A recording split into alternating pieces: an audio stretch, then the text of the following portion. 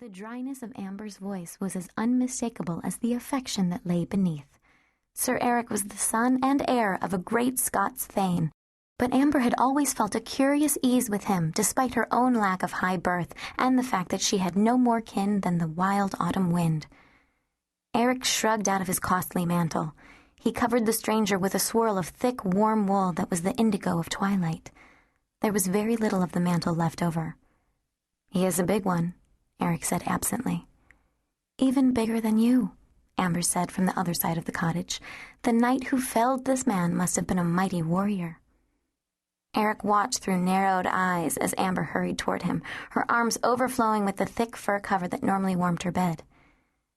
"If the evidence of the tracks is to be believed, he was felled by a bolt from the sky," Eric said distinctly.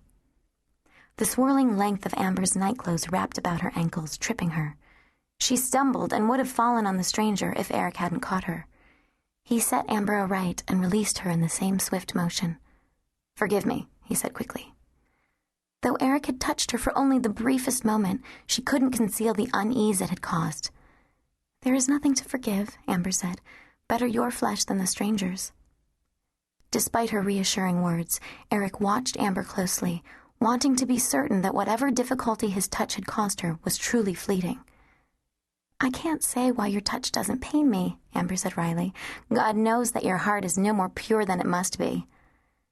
The smile that edged Eric's mouth was as brief as Amber's discomfort had been. "For you, Amber the Untouched," he said, "my heart is as pure as unfallen snow." She laughed softly. "Perhaps it is the legacy of our childhood sharing Cassandra's lessons." "Yes, perhaps." Eric smiled almost sadly. Then he bent and wrapped the unmoving stranger in the fur cover. Amber hastily pulled a mantle around her own shoulders and stirred up the fire in the center of the room. Soon the friendly leap of flames warmed the room and ran like sunlight through Amber's long golden braids. She suspended a pot from the trivet over the fire. "What of the man's companions?" she asked.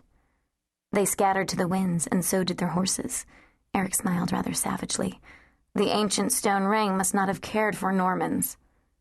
"When did this happen?" "I don't know. Though the tracks were deeply cut, they were all but washed away by the rain. The lightning-struck oak was little more than a blackened stump in sullen embers." "Bring him closer to the fire," Amber said. "He must be sore chilled." Eric moved the stranger with an ease that belied the man's size.